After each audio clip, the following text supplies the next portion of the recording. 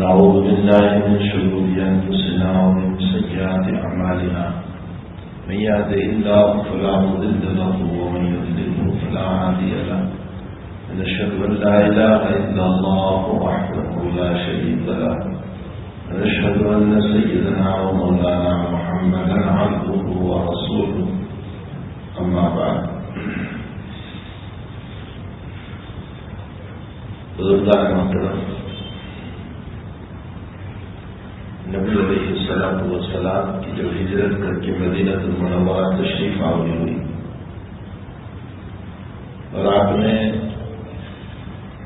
محرم الحرام میں، چونکہ مدینے میں یہود بھی آباد تھے اور آپ نے مدینے کے یہود کو 10 محرم کو روزہ رکھتے ہوئے دیکھا تو آپ نے فرمایا کہ یہ تم کیسا روزہ رکھ رہے ہیں؟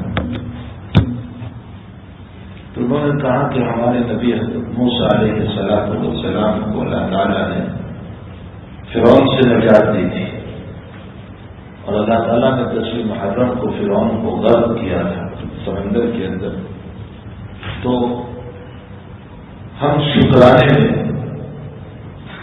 10 محرم کا روزہ رکھتے ہیں۔ تو نبی علیہ السلام نے فرمایا کہ نحن احق بموسیٰ، ہم موسیٰ کے زیادہ حقدار ہیں، اس لیے کہ وہ اولو العزم پیغمبر ہیں اور اس امت کو ایمان لانا ضروری ہے۔ یہ امت مومن نہیں ہو سکتی اگر ماقبل کے انبیاء پر ایمان نہ ہو۔ تمام نبیوں کو مانے اور ایک نبی کا انکار کر دے تو وہ ایمان سے نکل جائے گی۔ تمام نبیوں پر ایمان لانا ضروری ہے اور تعین کے ساتھ ایمان نہ لائیں کہ میں 1,24,000 پر ایمان لا، اس لیے کہ روایت میں صحیح ضعف ہے اور تعداد میں اختلاف ہے، اس لیے مطلقاً ہم یوں کہیں کہ ہم تمام نبیوں پر ایمان لاتے ہیں۔ اب جتنے بھی انبیاء دنیا میں تشریف لائے ان تمام پر ہمارا ایمان ہے۔ تو حضرت موسیٰ علیہ السلام کے تو ہم زیادہ حقدار ہیں کہ ہم روزہ رکھیں اور اللہ کے حبیب پاک صلی اللہ علیہ وسلم نے پھر 10 محرم کا روزہ رکھنا شروع فرمایا۔ سنہری 1 میں آپ کی آمد کے بعد آپ نے پہلا محرم جب آیا، یعنی آپ کی ہجرت ہوئی ربیع الاول میں، اور ربیع الاول کے بعد جب پہلا محرم آیا تو آپ نے اس محرم کے اندر 10 تاریخ کا روزہ رکھا، لیکن اس کے بعد ابتداء عاشورہ کا روزہ فرض تھا، ابتداء عاشورہ کا روزہ فرض تھا، جب تک کہ رمضان مبارک کے روزے ابھی فرض نہیں ہوئے تھے۔ بعد میں جب رمضان مبارک کے روزے فرض ہو گئے تو پھر عاشورہ کے روزے کو سنت قرار دیا گیا، یعنی روزہ ختم نہیں ہوا، روزہ تو باقی رہا، فرضیت ختم ہوئی اور سنتیت کو برقرار رکھا گیا۔ اس لیے یہ مسئلہ معلوم ہوا کہ 10 محرم کا روزہ سنت ہے۔ جناب نبی کریم صلی اللہ علیہ وسلم کا ارشاد ہے کہ جو آدمی 10 محرم کو روزہ رکھتا ہے تعالیٰ اس کے 1 سال کے گناہوں کو معاف کر دیتا ہے۔ روایت میں ہے کہ جو عرفہ کا روزہ رکھتا ہے یعنی عید الاضحیٰ سے اگلے دن کا، ہم تعالیٰ اس کے 2 سال کے گناہ معاف کرتے ہیں، اور جو عاشورہ کا روزہ رکھتا ہے ہم تعالیٰ اس کے 1 سال کے گناہ معاف کرتے ہیں، اس لیے کہ عرفہ کو روزہ سنت محمدی ہے اور عاشورہ کا روزہ سنت موسوی ہے۔ تو جناب رسول اللہ صلی اللہ علیہ وسلم کا مقام بہت بلند و بالا ہے، اس لیے آپ کی سنت کی اتباع کے اوپر 2 سال کے گناہ معاف ہوں گے، ایک پچھلا سال اور ایک اگلا سال، اور عاشورہ کے روزہ رکھنے پر پچھلے سال کے گناہوں کو ہم تعالیٰ جل شانہ معاف فرماتے ہیں۔ اس سے ایک بات یہ معلوم ہوئی اس روایت سے جو میں نے ابھی ذکر کی کہ جب یہود سے یہ پوچھا گیا کہ تم یہ روزہ کیوں رکھتے ہو تو انہوں نے یوں کہا کہ ہمارے نبی علیہ السلام حضرت موسیٰ علیہ السلام کو اللہ تعالیٰ نے نجات عطا فرمائی فرعون سے، اور فرعون کو اللہ نے غرق کیا تھا۔ معلوم ہوتا ہے کہ 10ویں محرم کی فضیلت تو اس سے پہلے سے چلی آئی، اس لیے کہ موسیٰ علیہ السلام کی شریعت بہت پہلے۔ عام طور پر جو لوگوں کی ذہنیت یہ کہتی ہے کہ 10ویں محرم کی فضیلت حضرت حسین رضی اللہ تعالیٰ عنہ کی شہادت کی بنیاد پر ہے، یہ غلط ہے۔ اس کی فضیلت تو بہت پہلے سے چلی آئی۔ یہ وہ دن ہے 10ویں محرم کہ جس دن حضرت آدم علیہ السلام کی توبہ قبول ہوئی تھی۔ یہ وہ دن ہے 10ویں محرم کہ جس دن حضرت نوح علیہ السلام کی کشتی جو سخت پانی اور سیلاب اور فلک کے اندر چل رہی تھی، اللہ تعالیٰ نے پانی کو کم کر کے 10ویں محرم کو حضرت نوح علیہ السلام کی کشتی کو کنارے لگایا تھا۔ حضرت موسیٰ علیہ السلام کو فرعون سے نجات ملی تھی اور اللہ تعالیٰ نے 10ویں محرم کو اس کو سمندر میں غرق کیا تھا۔ بہرحال یہ سارے واقعات پہلے پیش آ چکے ہیں، یہ نہیں کہ حضرت حسین رضی اللہ تعالیٰ عنہ کی شہادت کی بنیاد پر اس کو فضیلت ملی ہو۔ اس کی فضیلت تو بہت پہلے سے چلی آئی ہے، لیکن افسوس کہ امت جہالت میں جس طرح چاہے بول دیتی ہے اور امت جہالت میں جس طرح چاہے کہہ دیتی ہے۔ بہرحال جناب نبی کریم صلی اللہ علیہ وسلم نے فرمایا کہ نحن احق بموسیٰ، ہم موسیٰ کے زیادہ حقدار ہیں۔ اگر تم روزہ رکھتے ہو محرم کا 10ویں محرم کا تو ہم بھی روزہ رکھیں گے۔ پھر حضرت نے محرم کا روزہ رکھا، اور 10ویں محرم کا روزہ پہلے فرض تھا جب تک رمضان نہیں آیا، اور جب رمضان آ گیا تو پھر 10ویں محرم کے روزے کی فرضیت ختم ہو گئی، البتہ سنتیت باقی رہی۔ پھر اسی طرح جناب نبی کریم صلی اللہ علیہ وسلم 10ویں محرم کا روزہ رکھتے چلے گئے۔ مجھے ایک مسئلہ اور آگے بتانا ہے کہ آپ 10ویں محرم کا روزہ رکھتے چلے گئے، اس کے بعد سن 10 کے اندر حضرت نے فرمایا کہ آپ لوگ ایک روزہ رکھتے ہیں تو ہم اب 2 روزہ رکھیں گے۔ نبی علیہ السلام نے فرمایا کہ ہم تمہارے خلاف 2 روزے رکھیں گے، تم صرف 10ویں محرم کا روزہ رکھتے ہو۔ اگر اللہ تعالیٰ نے مجھے اگلے سال زندگی باقی رکھی میری تو میں 2 روزے رکھوں گا، لیکن 2 روزے آپ نے رکھے نہیں۔ وجہ یہ ہوئی کہ آپ نے یہ تو کہا کہ میں 2 روزے رکھوں گا اگلے سال سے، لیکن اس کے بعد محرم کے اندر حضرت یہ ارشاد فرما رہے ہیں اور ربیع الاول میں آپ کا انتقال ہو رہا ہے، آپ دنیا سے رخصت ہو رہے ہیں، آپ کی وفات ہو رہی ہے، تو اب آپ نے 2 روزے رکھے نہیں۔ ہاں آپ نے ارشاد ضرور فرمایا۔ اس سے علماء نے مسئلہ نکالا کہ اب 2 روزے رکھنا حضور پاک صلی اللہ علیہ وسلم کی زبان مبارک سے نکلے ہوئے کلمات کی بنیاد پر یہ جو ہے سنت قرار دیا جائے گا، لیکن چونکہ حضرت نے رکھے نہیں اس لیے علماء نے فرمایا کہ یا تو 9-10 رکھو یا 10-11 رکھو، یعنی جیسے آج اور کل یا کل اور پرسوں۔ ہاں حضرت نے اگر رکھا ہوتا 2 روزے اور تعین کے ساتھ آپ نے رکھے ہوتے کہ مثلا آپ 9 کو رکھ لیتے اور 10 کو رکھ لیتے تو میری صورت میں یہی سنت ہو جاتا، لیکن حضرت نے ارشاد فرمایا رکھا نہیں ہے تو اس سے ثابت ہوا۔ علماء نے کہا کہ 2 روزے رکھنا ہے، چاہے تو 9-10 رکھو، چاہے تو 10 اور 11 رکھو۔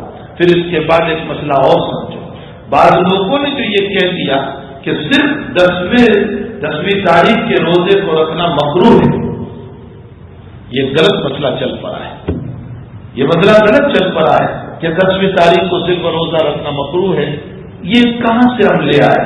علامہ انور شاہ صاحب کشمیری رحمتہ علیہ معارف السنن کے اندر جو درس ترمذی ہے، جو ترمذی شریف کا سبق ہے، علامہ انور شاہ صاحب کشمیری رحمتہ علیہ فرماتے ہیں کہ جس کام کو نبی کریم صلی اللہ علیہ وسلم نے مدینہ شریف آنے کے بعد ہر سال کیا ہو، یعنی فقط 10ویں محرم کا روزہ حضرت نے رکھا تھا اور وفات سے پہلے آپ نے یہ کہا تھا کہ اب ہم اگلے سال اگر 2 سال کے روزے رکھیں گے، لیکن اگلے سال آپ زندہ نہیں رہے، تو جس کام کو آپ نے مدینے آنے کے بعد ہر سال کیا اور 10ویں محرم کا روزہ صرف رکھا تو وہ کام مکروہ کیسے ہو سکتا ہے؟ یہ کیسے مکروہ ہو سکتا ہے؟ اور اگر آپ اس کو مکروہ کہیں گے تو اس کا مطلب نبی علیہ السلام نے مدینہ شریف آنے کے بعد ہر سال مکروہ کام کیا، یہ تقریر غلط ہے۔ حقیقت یہ ہے کہ یوں تو کہا جا سکتا ہے، حضرت شاہ صاحب رحمۃ اللہ علیہ فرماتے ہیں، علامہ انور شاہ صاحب کشمیری رحمۃ اللہ علیہ یہ فرماتے ہیں کہ یوں تو کہا جا سکتا ہے کہ آپ کے فرمان مبارک کی بنیاد پر، آپ کے ارشاد مبارک کی بنیاد پر، آپ کے قول مبارک کی بنیاد پر جو آپ نے یوں کہا تھا کہ اگر میں اگلے سال رہا تو نہ 2 روزے رکھوں گا، اس فرمان مبارک کی بنیاد پر 2 روزوں کا رکھنا افضل ہوگا اور 1 روزے کا رکھنا بھی اپنی جگہ جائز ہوگا، مکروہ کوئی نہیں کہے گا۔ مسئلہ بھی ذرا آپ سمجھے، یہ مکروہ کہنا غلط ہے۔ ہاں یوں کہہ سکتے ہیں کہ ایک افضل ہے اور ایک جو ہے افضل سے نیچے ہے۔ اگر کسی نے آج روزہ نہیں بھی رکھا اور پرسوں بھی اگر نہ رکھے اور کل کا روزہ صرف رکھ لے تو بھی کوئی حرج نہیں ہے، بہت تو افضلیت کے خلاف ہوگا، لیکن مکروہ اس کو نہیں کہا جا سکتا۔ اسی کے ساتھ ساتھ حضرت مولانا منظور صاحب نعمانی رحمۃ اللہ علیہ نے اپنی کتاب معارف الحدیث میں اس مسئلے پر گفتگو کرتے ہوئے بہت پیاری باتیں کی ہے۔ حضرت نے فرمایا کہ نبی علیہ السلام نے یہ جو فرمایا تھا کہ میں اگلے سال اگر زندہ رہا تو 2 روزے رکھوں گا، تمہاری مخالفت میں یعنی یہود کی مخالفت میں 2 روزے رکھوں گا، تو مولانا منظور صاحب فرماتے ہیں کہ اب تو حال یہ ہو گیا کہ نہ یہود روزے رکھتے ہیں 10ویں محرم کو، نہ نصارہ روزہ رکھتے ہیں 10ویں محرم کو، تو پھر مخالفت کا بھی مسئلہ اب تو نہیں رہا، تو اگر کسی نے صرف 10ویں کا رکھ لیا تو بھی کوئی حرج نہیں ہوئی۔ یہ خود معارف الحدیث میں حضرت مولانا منظور صاحب رحمۃ اللہ علیہ نے یہ گفتگو فرمائی ہے۔ تو بہرحال یہ کہنا کہ صرف 10ویں تاریخ کا روزہ رکھنا یہ مکروہ ہے، بہرحال یہ بات صحیح نہیں ہے۔ مکروہ اس کو نہیں کہہ سکتے اگر کسی آدمی میں قوت و طاقت نہیں ہے۔ ہاں افضل یہ ہے کہ 2 روزے رکھ لے، آج اور کل یا کل اور پرسوں، یہ افضل مسئلہ ہوگا۔ اور بھائی ہم دنیا کے کاموں کے لیے بہت سا بھوکے رہنا پسند کر لیتے ہیں، تو بھلا اپنے رب کریم کو راضی کرنے کے لیے اور اپنے نبی علیہ السلام کو راضی کرنے کے لیے اگر ہم 2 دن کے روزے رکھ لیں تو اس میں کیا بھوکے مر جائیں گے؟ رکھنا چاہیے، یہ سنت ہے۔ اس کے ساتھ ساتھ ایک حدیث اور وضاحت کر دوں، نبی کریم صلی اللہ علیہ وسلم کا ارشاد ہے، من وسع علی اہلہ علی عیالہ یوم عاشورا وسع اللہ لہ فی کل سنۃ، جس نے اپنے اہل و عیال پر عاشورہ کے دن وسعت کی، کھلانے میں، پلانے میں، کپڑے لے دینے میں وسعت کی، یعنی اپنے اہل و عیال پر دل کھول کر خرچ کیا، تو تعالی جل شانہ سال بھر اس آدمی پر اس کے رزق میں وسعت پیدا کرے گا۔ یہ روایت 5 صحابہ کرام سے منقول ہے۔ حضرت ابو ہریرہ رضی اللہ تعالیٰ عنہ بھی اس روایت کو نبی کریم صلی اللہ علیہ وسلم سے نقل فرماتے ہیں۔ حضرت جابر رضی اللہ تعالیٰ عنہ بھی اس حدیث شریف کو نبی کریم صلی اللہ علیہ وسلم سے نقل فرماتے ہیں۔ عبداللہ بن عمر رضی اللہ تعالیٰ عنہ بھی اس حدیث شریف کو نبی کریم صلی اللہ علیہ وسلم سے نقل فرماتے ہیں۔ اس کے علاوہ اور 2 صحابی ہیں جو حضور پاک صلی اللہ علیہ وسلم سے اس روایت کو نقل کر رہے ہیں۔ فرمایا کہ جو 10ویں محرم کو اور 10ویں تاریخ کو، محرم کی 10ویں تاریخ کو اپنے اہل و عیال پر وسعت کرے گا، خرچ میں، کھلانے میں، تو تعالی جل شانہ اس کی روزی میں وسعت پیدا کرے گا پورا سال۔ اگرچہ یہ روایت سندی اعتبار سے ضعیف ہے، تاہم چونکہ بہت سارے طریق ہیں اور بہت ساری سندوں سے یہ روایت منقول ہے، اس بنیاد پر ایک طریق دوسرے طریق کی تائید کر رہا ہے، ایک سند دوسری سند کی تائید کر رہی ہے، اس اعتبار سے یہ درجہ حسن کی روایت ہو گئی اور فضائل کے بعد میں اس طرح کی روایتوں کو قبول کیا جاتا ہے۔ اس لیے علماء نے اس روایت کو قبول کیا اور فرمایا کہ اپنے گھروں میں اپنے اہل و عیال پر، اپنے بیوی بچوں پر 10ویں محرم کو کھلانے میں کچھ وسعت کر دیجیے، تو انشاءاللہ تعالی جل شانہ سال بھر ہمارے اوپر وسعت کرے گا، ہمارے رزق میں برکت دے گا۔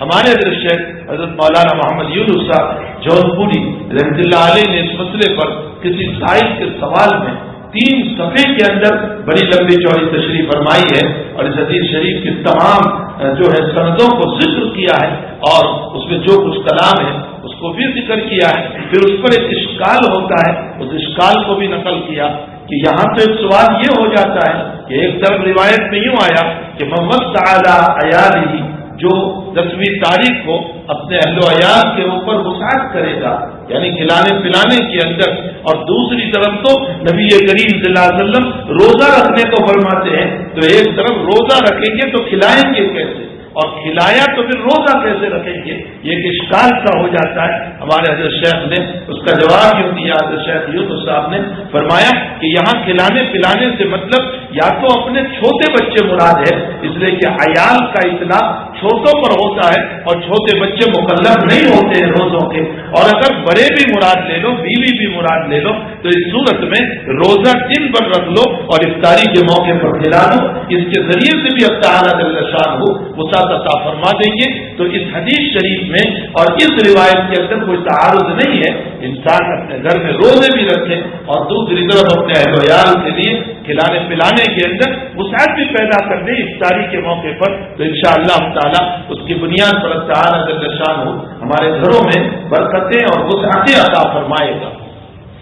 پھر اسی کے ساتھ ساتھ ایک تیسری بات یہ ہے کہ یہ جو 10ویں تاریخ ہے اس کی فضیلت اپنی جگہ مسلم، لیکن اس کی فضیلت بہت پرانی فضیلت ہے، نئی ایک نئی فضیلت۔ حضرت حسین رضی اللہ تعالیٰ عنہ کی بنیاد پر یہ فضیلت نہیں ہوئی ہے، بلکہ اس سے پہلے اس کی فضیلت چلی آئی ہے شریعت من قبلنا سے، یعنی پہلی شریعتوں سے اس کی فضیلت تو چلی آئی ہے۔ اس لیے یوں کہنا کہ اس 10ویں تاریخ اور عاشورہ کی جو فضیلت ہے وہ حضرت حسین کی بنیاد پر ہے، یہ غلط ہے۔ یہ اور بات ہے کہ حضرت حسین رضی اللہ تعالیٰ عنہ کا واقعہ اس دن میں پیش آ گیا، اور میرے بھائیوں وہ بھی ایک لمبا چوڑا واقعہ ہے جو مجھے اس وقت وہ واقعہ سنا کر کے کہیں آپ کو اس کی طرف نہیں لے جانا ہے کہ رلانا اور بلانا اور یہ سب مسئلے، میں صرف اس کی طرف اشارہ کروں کہ اس سے پہلے اہل کوفہ والوں نے حضرت حسین رضی اللہ تعالیٰ عنہ پر بہت سارے خطوط لکھے، ہزاروں کی تعداد میں خطوط لکھے، اور فرمایا ہم کسی کی عمارت کو اور کسی کی سرداری کو ہم قبول نہیں کریں گے، ہم تو آپ ہی کو اپنا امیر بنائیں گے، ہم آپ ہی کو اپنا سردار بنائیں گے، آپ یہاں تشریف لے آئیں اور ہم آپ کا پورا احترام کریں گے اور ہم آپ کے ہاتھ پر بیعت کریں گے، ہم آپ کو اپنا امام بنائیں گے۔ ان کے بار بار کے اصرار کی بنیاد پر اور بار بار کی دعوتوں کی بنیاد پر سب سے پہلے تو حضرت حسین رضی اللہ تعالیٰ عنہ نے حضرت مسلم کو وہاں بھیجا اپنے بچوں کے ساتھ۔ ابتداء حضرت مسلم کا بڑا اکرام، بڑی تعظیم، بڑی تقریب ہوئی، لیکن اس کے بعد یزید ریاض کی طرف سے جو وہاں کا گورنر بنا ہوا تھا، سختیاں شروع ہوئی۔ نتیجہ یہ ہوا کہ حضرت مسلم رضی اللہ تعالیٰ عنہ کو بھی شہید کر دیا گیا اور ان کے 2 معصوم بچوں کو بھی شہید کر دیا گیا۔ اس واقعے کا پتہ حضرت حسین رضی اللہ تعالیٰ عنہ کو مدینے سے نکلنے سے پہلے نہیں ہوا، اگر پہلے ہو جاتا تو حضرت حسین رضی اللہ تعالیٰ عنہ کبھی نہ نکلتے، لیکن بہرحال بہت مسلسل دعوت آپ کے اوپر رہی۔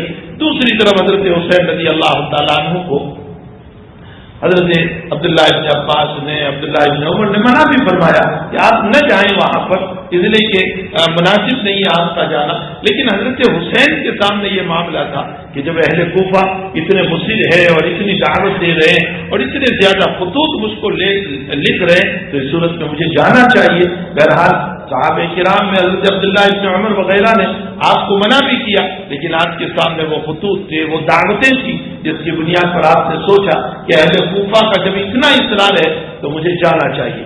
حضرت روانہ ہوئے اور کوفہ جا رہے تھے، کوئی مسئلہ ایسا نہیں تھا کہ کوئی یزید سے مدبھیر یا اس کے لشکر سے مدبھیر، اگر لڑنا مقصود ہوتا تو صرف اپنی فیملی کو لے کر نہ جاتے، پورے لشکر کو لے کر جاتے۔ یہ تو صرف اپنی فیملی کے آدمی تھے جو 72 آدمی تھے، جس میں عورتیں بھی تھے۔ اگر مقابلہ ہی مقصود تھا تو عورتوں کو لے کر ساتھ میں کیوں جاتے، معصوم بچوں کو لے کر ساتھ میں کیوں جاتے؟ حقیقت یہ ہے کہ یہاں مقابلہ کرنا ہی مقصود نہیں تھا۔ حضرت تو اہل کوفہ کی دعوت پر کوفہ جا رہے تھے، لیکن بہرحال مسئلہ یہ ہوا کہ آپ سفر پر نکلے، ادھر سے زیاد کو پتہ چلا اور مقام کربلا پر جو ہے کوفہ پہنچنے سے پہلے جو جگہ آتی ہے اس میدان میں آپ کو روک دیا گیا، اور روکنے کے بعد آپ کو مجبور کیا گیا اس بات کے اوپر کہ آپ یزید کے لیے بیعت کر لیں۔ آپ نے اس موقع پر کہا کہ میں ابھی بیعت نہیں کروں گا، مجھے 3 کاموں میں سے ایک کام کر لینے دو، یا تو مجھے براہ راست یزید کے پاس چلے جانے دو، میں وہاں جا کر گفتگو کر لوں گا، یا پھر مجھے دوبارہ مدینے چلے جانے دو تاکہ میں واپس ہو جاؤں مدینے کی طرف، یا پھر مجھے کوفہ چلے جانے دو۔ لیکن انہوں نے ایک بات نہیں سنی، ایک بات آپ کی نہیں سنی، اور یہ کہا یہی ہمارے ہاتھ پر تمہیں بیعت ہونا ہوگا، نہ یزید کے پاس جانے دیں گے، نہ کوفہ نہ مدینہ، کسی جگہ آپ کو جانے کی اجازت نہیں ہوگی، آپ کو ہمارے ہاتھ پر یہی بیعت کرنا ہوگا۔ حضرت حسین نے فرمایا یہ نہیں ہو سکتا، یہ مسئلہ نہیں ہو سکتا ہے کہ میں فوری طور پر تمہارے ہاتھ پر بیٹھ کر لوں۔ انہوں نے مجبور کیا، نتیجہ یہ ہوا کہ پھر وہ لوگ برتن پیکار آپ کے لیے ہو گئے۔ حضرت نے بھی اپنی پھر تیاری کر لی، اور 10ویں محرم کو آنن فانن تھوڑی دیر میں آپ کی معصوم اولاد بھی شہید ہو گئی، اور جو ہے آپ کی بیویوں کو قید کر لیا گیا، اور آپ کے دوست و احباب کو جو آپ کے رفقا تھے ان تمام کو جو ہے شہید کر دیا گیا۔ اور چونکہ ایک چھوٹی سی جماعت تھی، یہ تو ایک چھوٹی سی جماعت تھی، یہ سب فیملی تھی، یہ بچے تھے، یہ عورتیں تھیں، تو بہرحال یہ شہادت کے ساتھ یہاں ہمیں اس بات کی طرف، اور میں نے اس سے پہلے بھی کسی مجلس میں کہا تھا کہ ظہر کی نماز کا جب وقت آیا تو حضرت حسین رضی اللہ تعالیٰ عنہ نے فرمایا کہ مجھے ظہر کی نماز پڑھ لینے دو، تو مقابل نے یوں کہا کہ نہیں ہم آپ کو ظہر نہیں پڑھنے دیں گے، آپ باغی ہو۔ تو اس موقع پر حضرت حسین نے فرمایا باغی تم ہو، ہم نہیں ہیں، ہم تو ہمارے لانا کے دین کو آباد کر رہے ہیں، ہم تو نماز کی اجازت تم سے مانگ رہے اور تم ہم کو باقی کہہ رہے ہو۔ پھر صلاۃ الخوف پڑھی گئی، اور صلاۃ الخوف کا مطلب کچھ لوگ دشمن کے مقابلے میں اور کچھ لوگ نماز میں شریک رہے۔ اس موقع پر جس وقت ظہر پڑھی جا رہی تھی، آپ کے 10-12 ساتھی تو شہید ہو چکے تھے، اور جو نماز پڑھ رہے ہیں ان میں کسی کا ہاتھ ٹوٹا ہوا تھا، کسی کے پیٹ میں لگا تھا، کسی کا سر پھوٹا ہوا تھا، کسی کے پاؤں میں لگا ہوا تھا، لیکن اسی عالم میں انہوں نے ظہر کی نماز کو ادا فرمایا اور امت کو اس بات کی تعلیم دی کہ حسین کی شہادت جو ہے اور حسین کی زندگی جو ہے اور وہ حسین کی نماز جو ہے وہ تلواروں کے سائے میں بھی ادا ہوتی ہے۔ سر جا سکتا ہے لیکن اللہ کا فریضہ نہیں جا سکتا، سر جا سکتا ہے لیکن اللہ کا فریضہ نہیں جا سکتا۔ آج ہم ان کے نام پر نعرے لگاتے ہیں، لیکن حقیقت ہماری دیکھو تو ہم حسین کے نعرے لگا رہے ہیں، لیکن ہمارا شمار یزیدی لشکر میں ہو رہا ہے جنہوں نے نماز نہیں پڑھنے دی حضرت حسین کو اور روکنا چاہا۔ آج میرا آپ کا یہی حال ہے کہ ہم کہہ تو رہے کہ ہم حسینی ہیں، ہم حسینی ہیں، لیکن حقیقت یہ ہے کہ ہماری زندگیاں نمازوں سے کافی دور ہے۔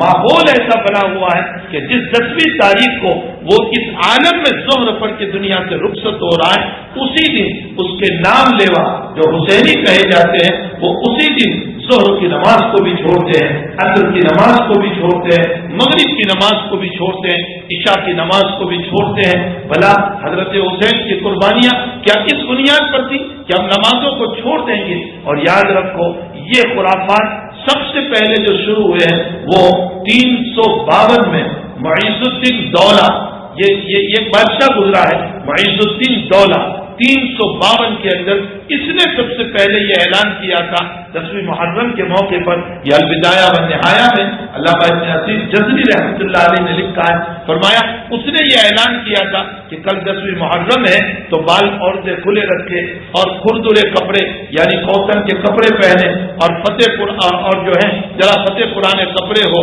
اور چہرہ کھلا ہوا ہو اور بازار کو بند رکھا جائے اور اپنے چہرے پر پیٹتے ہوئے چلو تاکہ یہ پتہ چلے کہ آج شہادت حسین کا دن ہے۔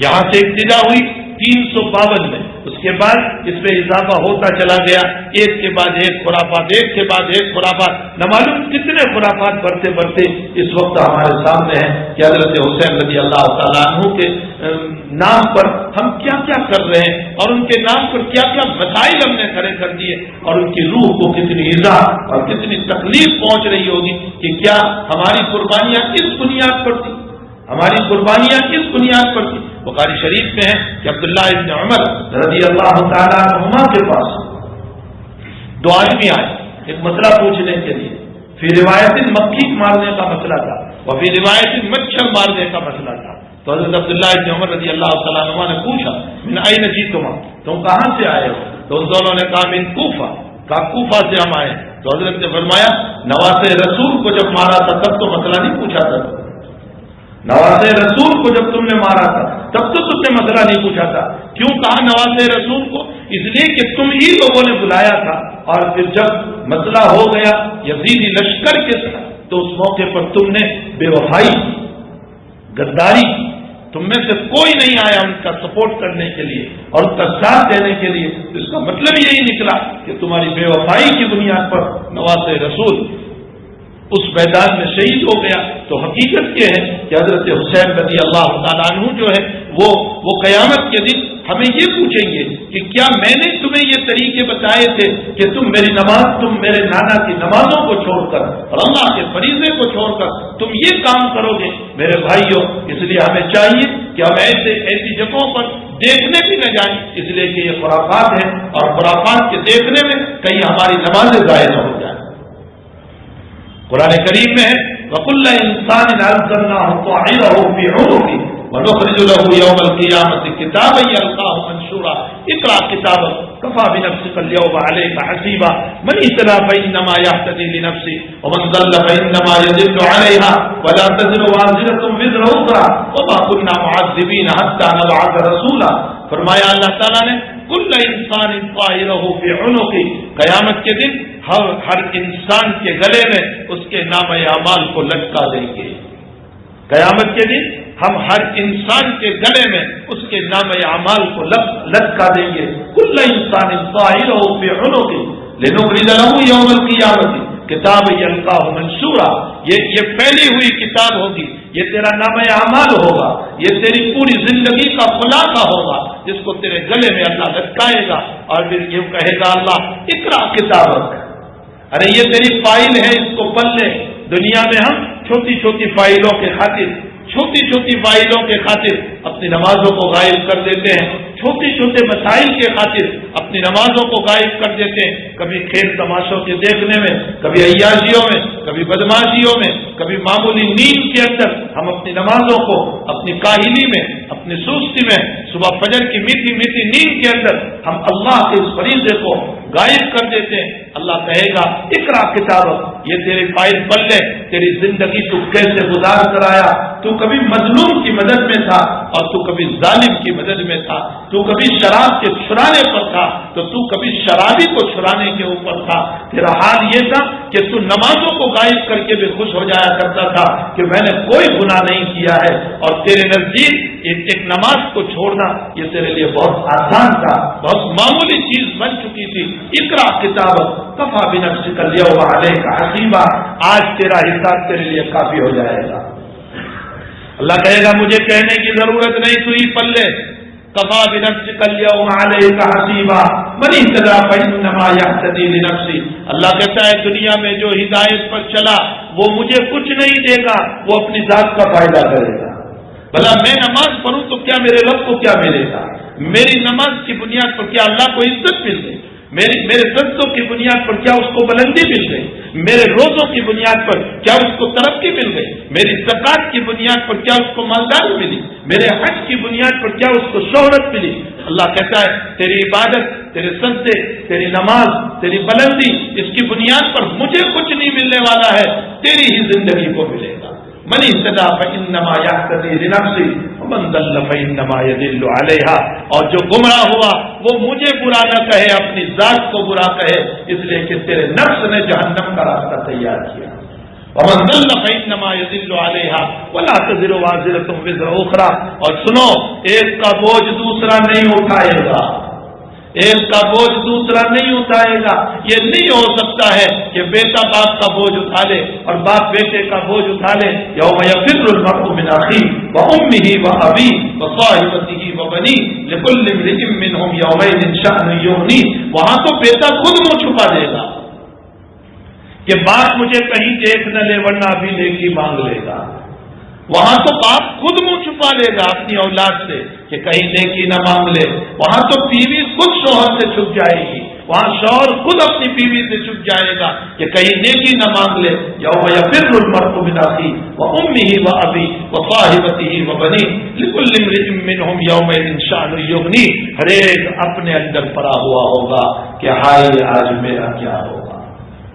انبیاء جیسے انبیاء کا حال یہ ہوگا کہ جب امت انبیاء کے پاس سفارش کے لیے جائے گی تو انبیاء یہ کہیں گے کہ آج ہم کچھ نہیں کر سکتے.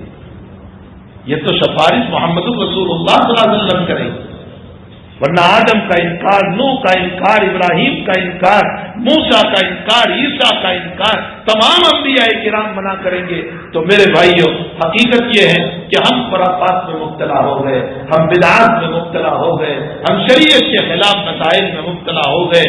جو طریق میرے آقا نے نہیں دیا، جو میرے نبی نے نہیں دیا، جو ابو بکر نے نہیں دیا، جو عمر و عثمان نے نہیں دیا، جو ابو عبیدہ اور علی نے نہیں دیا، جو عائشہ فاطمہ رقیہ نے نہیں دیا، جو ام کلثوم اور کسی نے ہم کو نہیں دیا، یہ تو بعد میں خرافات شروع ہوئے. یہ امت رسومات میں خرافات میں مبتلا ہو گئی اور جس کا نتیجہ یہ ہوا کہ اپنی گھاری کمائی کو ان رسومات پر، ان بدعات پر، ان خرافات پر لگا رہی ہے اور اسے ثواب سمجھ رہی ہے. اللہم احفظنا، اللہ ہم سب کی حفاظت فرمائے، اللہ ہم سب کی حفاظت فرمائے. تو حقیقت یہ ہے کہ ہمیں چاہیے کہ ہم قرآن والے بنیں، ہم نبی والے بنیں. ترکت فیکم الثقلین لن تضلوا بعدی ان تمسکتم بہما کتاب اللہ و سنتی. اللہ کے نبی فرماتے میں تم میں دو چیزیں چھوڑ کر جا رہا ہوں. یوں نہیں کہا میں تم میں ابو بکر چھوڑ کر جا رہا ہوں، میں عمر چھوڑ کر جا رہا ہوں، میں عثمان چھوڑ کر جا رہا ہوں، میں علی چھوڑ کر جا رہا ہوں، میں ابو عبیدہ چھوڑ کر جا رہا ہوں. یہ نہیں کہا میں عائشہ فاطمہ چھوڑ کر جا رہا ہوں. یہ نہیں کہا. کیا کہا؟ میں تمہارے اندر قرآن اور حدیث، قرآن اور میرا طریقہ، ان دو کو چھوڑ کر جا رہا ہوں. کیوں کہا قرآن اور میرا طریقہ؟ اس لیے کہ ابو بکر بھی مرنے والے، عمر بھی مرنے والے، عثمان بھی مرنے والے، عائشہ بھی مرنے والے، علی بھی مرنے والے، سب مرنے والے ہیں. اگر قیامت تک زندہ رہنے والا ہے تو میرا قرآن اور میرا طریقہ، میرا قرآن تو جو قیامت تک زندہ رہنے والا ہے اس کا فالو کرنا چاہیے، اس کی اتباع کرنی چاہیے، اس کے پیچھے چلنا چاہیے. لیکن ہم قرآن کریم کو بھی ترک کر چکے، احادیث مبارکہ کو بھی چھوڑ چکے. مبارک زندگی جو نبی کریم صلی اللہ علیہ وسلم نے ہم کو عطا فرمائی تھی ہم اس کو بھی چھوڑ چکے اور خرافات و بدعت اور ضلالت میں مبتلا ہو گئے. حضرت شیخ الہند رحمۃ تعالی علیہ، آپ نے نام سنا ہوگا، محمود الحسن دیوبندی شیخ الہند رحمۃ اللہ علیہ، جب آپ کے خلاف انگریز نے فیصلہ کیا اور بہت سخت سزا دی آپ کو 4 سال کی، اور وہ بھی مالٹا کے کالے پانی کی سزا، مالٹا کی جیل کی آپ کو سزا سنائی. تو آپ کے شاگرد رشید حضرت مولانا حسین احمد مدنی رحمۃ اللہ علیہ، ان پر کوئی مقدمہ نہیں تھا، ان پر کوئی کیس نہیں تھا، لیکن انہوں نے کہا کہ میرا بدھا استاد جیل میں جا رہا ہے، اس کو کتنی تکلیف اندر میں ہوگی، میں خدمت کے لیے اپنے شیخ کے ساتھ جیل میں چلا جاؤں. والنٹیئر کی حیثیت سے، خدمت کی حیثیت سے گئے تھے، ورنہ ان کے خلاف کوئی مقدمہ نہیں تھا، کوئی سزا نہیں تھی ان کے خلاف. لیکن انہوں نے کہا میں میرے شیخ کی خدمت کے لیے ساتھ میں جیل میں رہوں. پہلا رمضان آیا، پہلا رمضان، اور بھی ایک صاحب تھے، 3 آدمی یہ کل تھے. حضرت شیخ الہند نے فرمایا روتے ہوئے کہ حسین احمد، آج یہ پہلا رمضان اب شروع ہونے جا رہا ہے کہ ہم قرآن نہیں سنیں گے. اس لیے کہ حضرت شیخ الہند بھی حافظ نہیں تھی اور حضرت مدنی بھی حافظ نہیں تھے. فرمایا یہ ہماری زندگی کا پہلا رمضان ہوگا کہ ہم قرآن پاک نہیں سن پائیں گے تراویح میں. حضرت مدنی کے دل پر ٹھیس لگی کہ میرا استاد یہ کہہ رہا ہے کہ ہم قرآن نہیں سن پائیں. حضرت نے سوچ لیا کہ میں روزانہ 1 پارہ یاد کروں گا اور رات میں اپنے استاد کو قرآن ہی سناؤں گا. حضرت مدنی حافظ نہیں تھے، لیکن رمضان سے 1-2 دن قبل روزانہ 1 پارہ صبح سے رات تک میں حفظ کرتے تھے. 1 دن میں پورا پارہ حفظ کرتے تھے اور رات میں اپنے استاد کو قرآن تراویح میں سناتے. اس طرح تو پورے 1 مہینے کے اندر آپ حافظ قرآن بھی ہو گئے اور اپنے استاد محترم کو قرآن کریم کی تراویح بھی سنائی. جب 4 سال کے بعد باہر آئے تو آنے کے بعد علماء کا مجمع ہے اور اس مجمع کے اندر حضرت شیخ الہند نے فرمایا 4 سال کے قید خانے کے اندر میں نے بہت سوچا، خوب غور سے سننا، بہت سوچا کہ امت کی پریشانیوں کا حل کیا ہے، امت کی بربادی اور زب و حالی کیوں ہے، مسلمانوں کی پریشانی کی وجوہات کیا ہے۔ فرمایا میں 4 سال سوچتا رہا، اب سارے علماء متوجہ ہیں کہ حضرت کیا فرمائیں گے، کیا سوچ کر آئے 4 سال میں، وہ کیا ہمارے بربادیوں کی وجوہات کیا ہے۔ کون بیٹھا تھا؟ مفتی شفیع صاحب جیسا بیٹھا ہے، اس میں انور شاہ کشمیری جیسا بیٹھا ہے، حکیم الامت حضرت افضل تھانوی جیسا بیٹھا ہے۔ یہ کبار علوم جو ہے، یہ بڑے بڑے مشائخ اپنے استاد کی خدمت میں بیٹھے ہوئے ہیں۔ حضرت نے فرمایا 4 سال کے اندر میں نے جو سوچا کہ اس امت کی بربادی اور زب و حالی کی وجوہات کیا ہے، تو مجھے 2 باتیں سمجھ میں آئی۔ امت کا قرآن کریم کو ترک کر دینا، امت کا قرآن کریم کو چھوڑ دینا، اور دوسرا آپسی اختلاف۔ فرمایا یہ 2 باتیں ہیں۔ پھر اس کے بعد حضرت نے فرمایا اب میں یہ عہد کر کے آیا کہ میری اگلی اب زندگی جتنی اللہ نے مجھے باقی رکھی ہے، میں قرآنی تعلیمات کے لیے اپنے آپ کو وقف کروں گا، جگہ جگہ مکاتب کا نظام قائم کروں گا تاکہ قرآن لوگوں کی زندگی میں آ جائے، اور عوامی طریق پر درس قرآن کو شروع کیا جائے۔ جملہ دیکھنا کیا فرمایا، عوامی طریق پر، بہت اونچی اونچی باتیں نہیں، عوامی سطح پر، عوامی طریق پر درس قرآن کو شروع کیا جائے تاکہ لوگ قرآن کریم کو سمجھیں، اور جب قرآن کو سمجھیں گے تو قرآن سے محبت پیدا ہوگی، اور جب محبت پیدا ہوگی تو یقیناً قرآن کریم کو زندگی میں اتاریں گے، تلاوتاً بھی اور سمجھنے کے اعتبار سے بھی اور عمل کے اعتبار سے بھی۔ اور رہ گئی دوسری بات، مفتی شفیع صاحب فرماتے ہیں کہ آپسی اختلاف حقیقت میں اگر دیکھا جائے تو یہ بھی ترک قرآن ہی کی بنیاد پر ہے،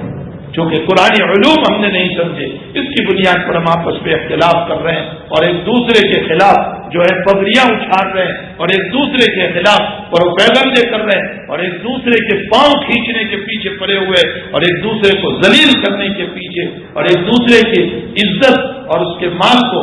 جناب رسول اللہ صلی اللہ تعالی علیہ وسلم نے خطبہ دیا 10ویں ذی الحجہ کو، یعنی عید الاضحیٰ کے دن آپ نے خطبہ دیا مینا کے اندر، اور حضرت نے فرمایا ایو یوم ھذا، بتاؤ آج کون سا دن ہے؟ صحابہ نے فرمایا اللہ و رسول عالم، اللہ اس کا رسول بہتر جانتا ہے۔ صحابہ جانتے تھے کہ آج یوم الاضحیٰ ہے، آج 10ویں ذی الحجہ ہے، لیکن جان بوجھ کر جواب نہیں دیا، اس لیے کہ صحابہ کے ذہن میں یہ بات آئی کہ شاید اللہ کے نبی کوئی نیا نام رکھیں گے۔ تو حضرت نے فرمایا الیس یوم النحر، آج قربانی کا دن نہیں ہے، آج یوم النحر نہیں ہے؟ فرمایا جی۔ فرمایا کون سا مہینہ ہے؟ صحابہ پھر کہا اللہ و رسول عالم، اللہ اس کا رسول بہتر جانتا ہے۔ فرمایا ذی الحجہ نہیں ہے۔ فرمایا کون سی جگہ ہے یہ؟ مینا کے بعد میں فرمایا یہ کون سی جگہ ہے؟ صحابہ پھر خاموش رہے۔ حضرت نے فرمایا یہ حرم نہیں ہے، یہ حرم ہے۔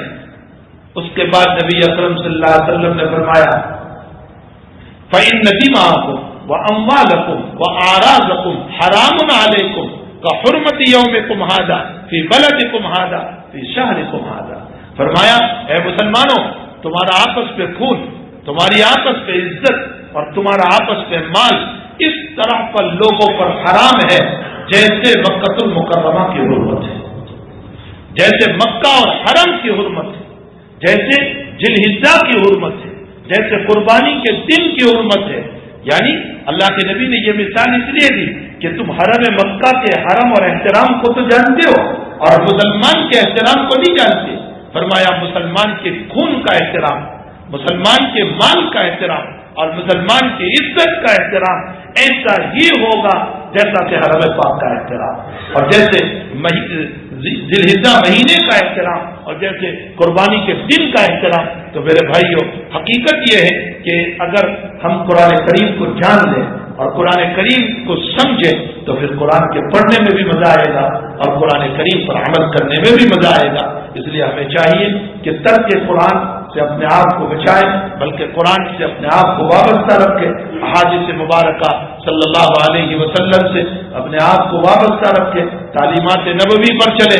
اللہ کے حبیب پاک صلی اللہ علیہ وسلم نے جن خرافات سے کل بدعۃ ضلالہ وکل ضلالۃ کل محدثۃ بدعہ وکل بدعۃ ضلالہ وکل ضلالۃ فی النار، مسلم شریف کی روایت ہے، فرمایا ہر وہ کام جو نبی نے نہیں کیا، کسی طرح نبی نے نہیں کیا، وہ ایک نیا ہوگا، وہ تمہارا ایجاد کیا ہوا، وہ تمہارا بنایا ہوا، اور وہ بدعت ہوگا، اور ہر بدعت تمہیں ضلالت کی طرف، گمراہی کی طرف، اور ہر ضلالت و گمراہی تمہیں جو ہے جہنم میں لے جائے گا۔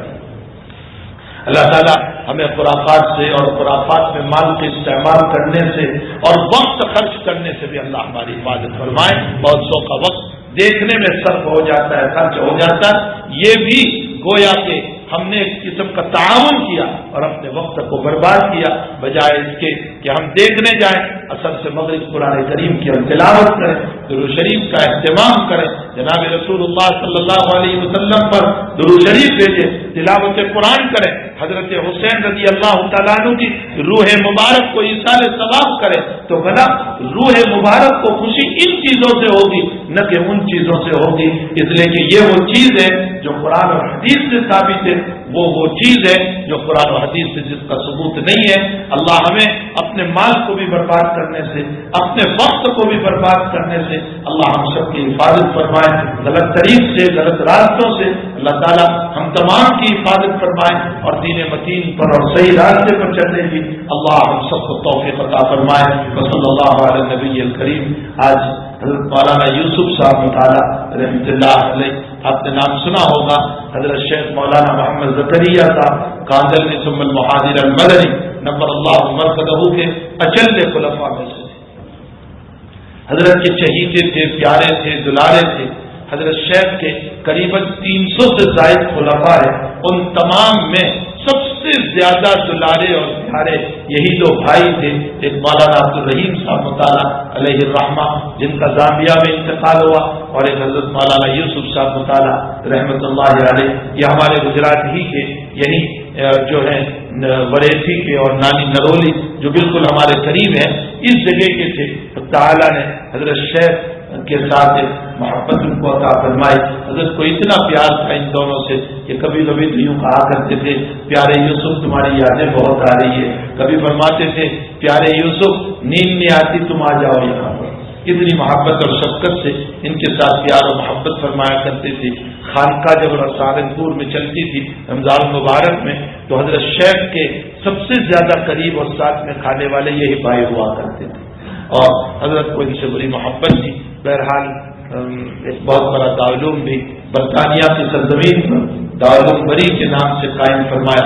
حضرت مایوس صاحب رحمۃ اللہ علیہ نے حضرت شیخ خود وہاں تشریف لے گئے تھے، اور اس کے بعد دعوت و تبلیغ کے کام میں بھی خوب حصہ لیا، اور حضرت کے جو ہے شاگرد بڑے بڑے فضلاء ہیں جو اپنی جگہ پر کام کر رہے ہیں۔ بہرحال حضرت دنیا سے بہت کام کر کے گئے، اللہ تعالیٰ ان کی قبر کو نور سے منور فرمائے۔ رفتہ رفتہ ہمارے اکابر، ہمارے بزرگان دین اٹھتے جا رہے ہیں، اور ہم جیسے بھوسی کی طرح باقی رہ رہے ہیں۔ ظاہر سی بات ہے کہ اہل اللہ کے اٹھنے کی وجہ سے دنیا فتنوں سے بھر جاتی ہے، دنیا میں فتنے رونما ہوتے ہیں۔ بزرگوں کا رہنا فتنوں کا دبنا، اور بزرگوں کا جانا یہ فتنوں کا ابھرنا۔ تو بزرگوں کے جانے کی وجہ سے آئے دن نئے نئے فتنے امت کے اندر رونما ہوتے رہتے ہیں۔ حضرت کی بہت مغفرت فرمائے، درجات کو بلند فرمائے، اللہ ہمیں ان کا نعم البدل عطا فرمائے، اور جو ہمارے اکابر، ہمارے بزرگان دین جو اس وقت بقید حیات ہیں، جو زندہ ہیں، اللہ ان کی عمروں میں برکت عطا فرمائے، ان کو شفا و صحت عطا فرمائے، ان کو عافیت عطا فرمائے، ان کے سائے کو اللہ تعالی ہمارے اوپر قادر قائم فرمائے۔ وصلی اللہ علی نبی الکریم۔ درود شریف پڑھیے۔ الحمدللہ رب العالمین والعاقبۃ للمتقین والصلاۃ والسلام علی سید الانبیاء والمرسلین وعلی آلہ وصحبہ اجمعین۔ اللهم صل وسلم دائما ابدا على حبیبک خیر الخلق کلہم۔ اللہ ہمارے گناہوں کو معاف فرما، ہمارے قصور و ستر فرما۔ اللہ مبارک رات ہے، مبارک آفتاب کل صبح طلوع ہونے والا ہے، اے اللہ جس دن میں تو نے آدم علیہ السلام کی توبہ قبول فرمائی تھی، اللہ ہماری بھی توبہ قبول فرمائے، اللہ ہماری بھی توبہ قبول فرمائے۔ اللہ ہم نکمے ہیں، ہم نالائق ہیں، ہم مجرم ہیں، ہم گندے ہیں، ہمیں اپنے گناہوں کا اعتراف ہے۔ اللہ ہمارا ظاہر اچھا ہے، باطن بہت گندا ہے، ہمارا جلوت اچھا ہے، بہت گندا ہے۔ اللہ ہمارے دلوں کو منور فرما دے، ہمارے دلوں کی سیاہی کو صاف فرما دے، ہمارے دلوں کی سیاہی کو صاف فرما دے، ہمارے دلوں کی سیاہی کو صاف فرما دے، ہمارے دلوں کو نورانی بنا دے، ہمیں نیک کاموں کی توفیق عطا فرما، غلط کاموں سے ہماری حفاظت فرما۔ اللہ شیطان بھی ساتھ ہے، نفس بھی ساتھ ہے، ماحول بھی ساتھ ہے، اور یانیت اور گندا پن بھی باہر ہے۔ اللہ ہم نہیں چاہتے ہیں پھر بھی ہم سے گناہ ہو جاتے ہیں۔ مولا آپ ہمارا ہاتھ پکڑ لیجئے، اللہ آپ ہمارا ہاتھ پکڑ لیجئے، آپ ہاتھ پکڑ لیں گے اللہ دنیا کی کوئی طاقت ہم سے گمراہ نہیں کر سکتی ہے۔ اللہ ہماری مدد فرما لیجیے، اللہ ہماری مدد فرما لیجیے، ہماری نصرت فرما دیجیے، اللہ ہماری نصرت فرما دیجیے۔ اے اللہ، اے اللہ، ہمارا یہ نیا سال جو شروع ہوا ہے اے اللہ بہتر بنا دے، بہتر بنا دے، اللہ بہتر بنا دے، فتنوں سے پاک فرما دے، اللہ فتنوں سے پاک فرما دے، امن سکون عطا فرما، اطمینان عطا فرما، بے حیائی سے ہماری اولادوں کی حفاظت فرما۔ اے اللہ تو نے نوح کی کشتی کو کسی دن میں کنارے لگایا تھا، مولا ہماری کشتیاں بھی بھور میں پھنسی ہوئی ہے، ہماری کشتی بھی بور میں پھنسی ہوئی ہے، امت مسلمہ کی کشتی بور میں پھنسی ہوئی ہے، اللہ تیرے علاوہ کوئی بچا نہیں سکتا ہے۔ اللہ ہماری کشتی بچا لے، ہماری ناؤ بچا لے، ہماری ناؤ ڈوبنے کے قریب ہو چکی ہے، اللہ تو بچا لے، اللہ تو بچا لے، اللہ تو بچا لے۔ اے اللہ تو نے موسیٰ علیہ السلام کے دشمن فرعون کو غرق کر کے حضرت موسیٰ علیہ السلام کو خوش کیا تھا، یہاں تو تیرے محبوب کی امت رات دن رو رہی ہے۔ اے اللہ، اے اللہ، تیرے محبوب کی امت رات دن رو رہی ہے۔ اے اللہ، اے اللہ اس امت کو بھی ہٹا دے، امت مسلمہ کو بھی ہٹا دے، رحم و کرم کا معاملہ فرما دے، رحم و کرم کا معاملہ فرما دے، رحم و کرم کا معاملہ فرما دے، اب کو درگزر کا معاملہ فرما دے، معافی کا معاملہ فرما دے، ہمیں اپنی زندگیوں کو ٹھیک کرنے کی توفیق عطا فرما، ہمیں اپنی زندگیوں کو ٹھیک کرنے کی توفیق عطا فرما، ہمیں قرآن والے بنا دے، ہمیں حدیث والے بنا دے، ہمیں بزرگوں کے طریق والے بنا دے۔ اللہ ہماری بدعت سے حفاظت فرما، ضلالت سے حفاظت فرما، گمراہیوں سے حفاظت فرما، اللہ بیماروں کو شفا عطا فرما، مرحومین کی مغفرت فرما، حضرت مولانا یوسف صاحب کی مغفرت فرما، تمام اکابر کی مغفرت فرما، جو بقید حیات ہے ان کی عمروں میں برکتیں عطا فرما، صحت و عافیت عطا فرما، ہم تمام کو بھی روحانی اور جسمانی بیماریوں سے اللہ ہم سب کو شفا عطا فرما، ہمیں بھی تندرستی عطا فرما، صحت و توانائی عطا فرما، ہماری نسلوں کی، ہمارے اہل و عیال کی اللہ پوری حفاظت فرما، رحمتوں برکتوں سے مالا مال فرما۔ اللہ ان مبارک دنوں میں جو تیرے بندے اور بندیاں روزے رکھ رہے ہیں ان کے روزوں کو قبول فرما، ایک سال کے گناہوں کو معاف فرما، اللہ سب کے گناہوں کو معاف فرما، اور اللہ ان روزوں کو قبول فرما۔ اللہ جو مانگا اپنے فضل سے عطا فرما، نہیں مانگا اپنے فضل سے عطا فرما، اس مجمع کی جائز تمناؤں کو پوری فرما، سب کے حاجات کو پورے فرما، سب کے کاروبار میں برکت عطا فرما، رحمت عطا فرما۔ اے اللہ بے روزی روزگار کو روزی عطا فرما، بے مکانوں کو مکان عطا فرما، بھوکوں کو کھانا عطا فرما، پیاسوں کو پانی عطا فرما، جو قرض کے اندر ڈوب چکے ہیں اے اللہ ان کے قرض کی ادائیگی کی صورتیں پیدا فرما، جیسے ان کی شکلیں اور صورتیں پیدا فرما، ناگہانی آفات و بلایا سے، مصائب سے اللہ ہماری پوری حفاظت فرما۔ ربنا تقبل منا انك انت السميع العليم وتب علينا يا مولانا انك انت التواب الرحيم وصلى الله على النبي الكريم برحمتك يا